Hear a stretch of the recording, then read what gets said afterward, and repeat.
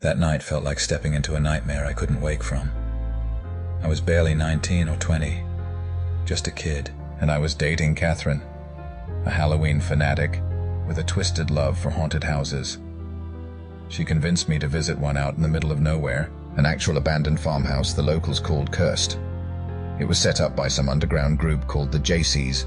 Jaycees, infamous for crafting haunts that were way too real. The show started in the basement. There was barely any light, just enough to cast twisted shadows across the peeling walls, and that's where we met her. A girl with wide, unblinking eyes holding up the shriveled remains of dead rats, their bones rattling in her hands. She moved in close, her face pale and cracked like old porcelain, holding those rat skeletons inches from my face. "Do you like my pets?" she whispered, her breath icy. Before I knew it, darkness took over. I'd fainted cold. Catherine told me I was out for nearly an hour. When I came to, I was groggy, heart pounding, but I wasn't about to give up. They led us up to the 3rd floor, where we had to slide out of a rickety attic window down into a funeral scene in the garage. The stench of decay was thick, and there, inside an actual casket, lay a woman with skin ashen, eyes half closed, dressed in rotting funeral garb. Her hand hung over the edge of the casket, swinging gently, as if beckoning us closer. We were supposed to pay our respects. Every nerve screamed at me to run, but somehow we moved past her, barely keeping it together. Just as we were stepping away, we heard footsteps. Heavy, uneven steps behind us. A group emerged from the shadows, dressed in tattered black robes, faces obscured, moving in perfect silence. One of them muttered, "You're next." I didn't wait to find out if it was part of the act. I grabbed Catherine and we bolted, but the haunted path wasn't done with us.